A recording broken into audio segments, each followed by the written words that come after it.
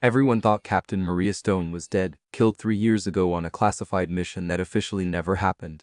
So when she walked through Fort Redemption's gates seeking answers about her teammate's suspicious death, nobody recognized the ghost hiding among fresh recruits and ill-fitting fatigues. The sun rose over Fort Redemption, casting a golden glow over the sprawling military base. Captain Maria Stone, dressed in worn fatigues, walked through the gates, her heart heavy with memories. She had been presumed dead for 3 years, her coffin buried with full military honors while her elite unit, the Shadow Phoenix, was disbanded and erased from all records. But Maria had survived, and she was back, driven by a single purpose: to uncover the truth behind her teammate's suspicious death.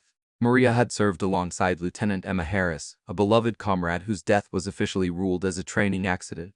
But Maria knew better. She had received a mysterious letter hinting at foul play, and she was determined to find out who was behind it. As she approached the main gate, she noticed the familiar faces of military police officers. Young and eager, neither would recognize the woman who had once appeared in classified briefings at the highest levels of government.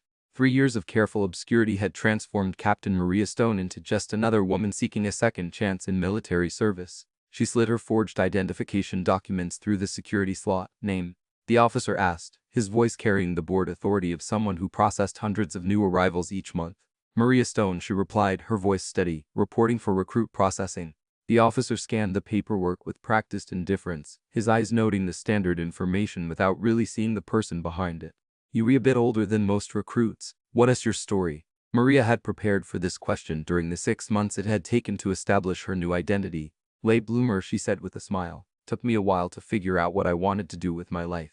The explanation was both true and completely false. She had always known her calling, but that life had ended in a classified operation that had cost her everything she cared about. "Welcome to Fort Redemption," the officer said, returning her documents along with a temporary base pass. "Report to Building 47 for medical processing. It'll get you started on the paperwork marathon." Maria nodded her thanks and walked through the gate that separated the civilian world from military reality. The base buzzed with controlled activity, a symphony of synchronized footsteps, drill-in commands, and the rumble of equipment trucks. Maria moved through it all like a shadow, her trained eyes automatically cataloging security measures, noting tactical vulnerabilities, and assessing the capabilities of personnel she encountered. Building 47 stood at the far end of the administrative complex, a two-story brick structure that housed the medical processing center. Maria approached the entrance with the same calm determination that had carried her through countless dangerous situations. The waiting room buzzed with nervous energy from dozens of new arrivals who clutched medical forms and tried to project confidence they didn't feel. Some looked barely old enough to drive, their faces still soft with the kind of innocence that military service would systematically strip away. Others appeared desperate, seeking structure or purpose, or simply a steady paycheck in an economy that had failed them. Maria found an empty plastic chair near the back of the room, positioning herself where she could observe exits and approaches while remaining inconspicuous among the crowd. "Maria," a medical technician called from a doorway marked Processing Station 3. "You're up." Maria gathered her paperwork and followed the technician down a sterile hallway lined with examination rooms. The familiar smell of disinfectant and institutional cleanliness triggered memories of other medical facilities. Other evaluations conducted under very different circumstances. "Standard processing today," the technician explained, gesturing toward an examination room equipped with basic medical equipment. "Height, weight, blood pressure, the usual. Dr. Linda will handle your physical examination and then you will move on to psychological evaluation." Maria nodded and settled onto the examination table, her body automatically positioning itself for easy access, while her mind remained alert for anything that might compromise her carefully constructed identity.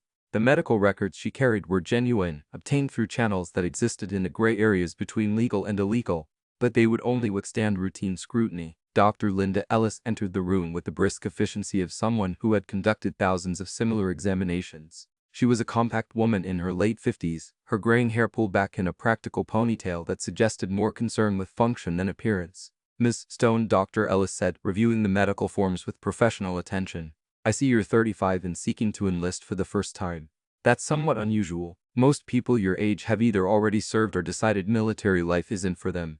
Maria had prepared responses for every likely question, but something in Dr. Ellis's tone suggested this wouldn't be a routine examination. "Say, Maria, spend some time figuring out my direction. Military service feels like the right choice now."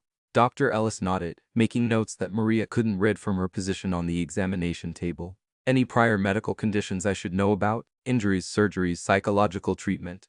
The questions were standard, but each one carried potential exposure for someone whose real medical history included combat wounds that officially didn't exist and psychological treatment related to classified trauma. Maria's forged records showed minor injuries consistent with an active civilian lifestyle and no history of mental health treatment.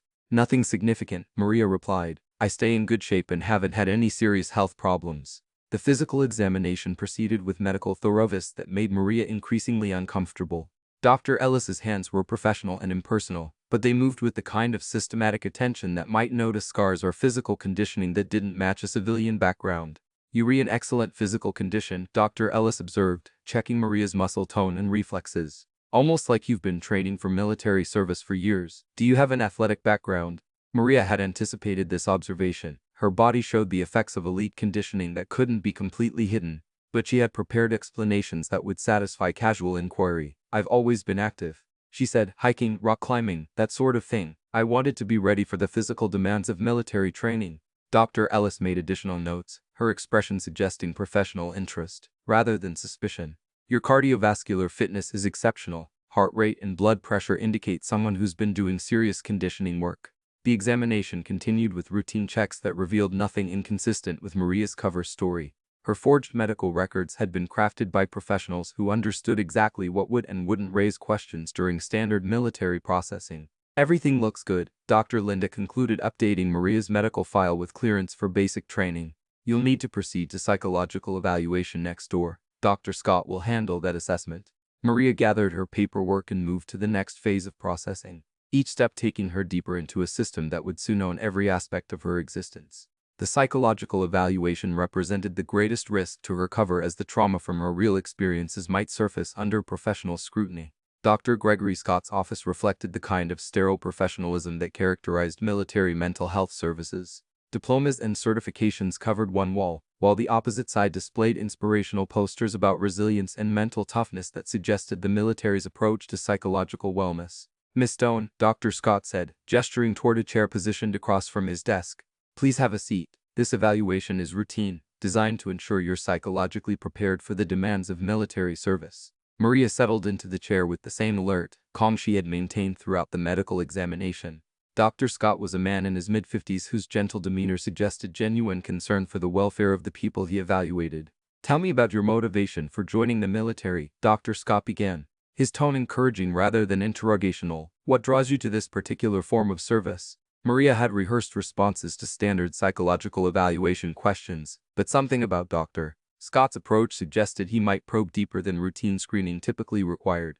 "I want to serve something larger than myself," she said, choosing words that were both true and safely generic. "The military offers structure and purpose that I haven't found in civilian life."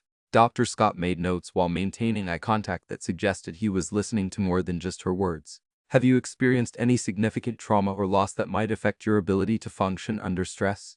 The question hit closer to home than Maria had expected. Her real experiences included trauma that had required years of classified treatment, but acknowledging any of it would compromise her cover story, nothing that would interfere with military service. She replied carefully, "I understand that military training is designed to be stressful, and I'm prepared for that challenge." The evaluation continued with questions about family background, personal relationships, and career goals that Maria answered with carefully prepared responses. Her forged personal history showed a stable but unremarkable civilian background that would explain her presence at Fort Redemption without raising security concerns. "Your responses suggest good psychological stability," Dr. Scott concluded, completing his evaluation forms. "I'm clearing you for basic training with no restrictions." Maria thanked him and gathered her paperwork, relief mixing with continued vigilance as she moved toward the final phase of her infiltration. Each step that Maria took brought her closer to either her truth or her doom.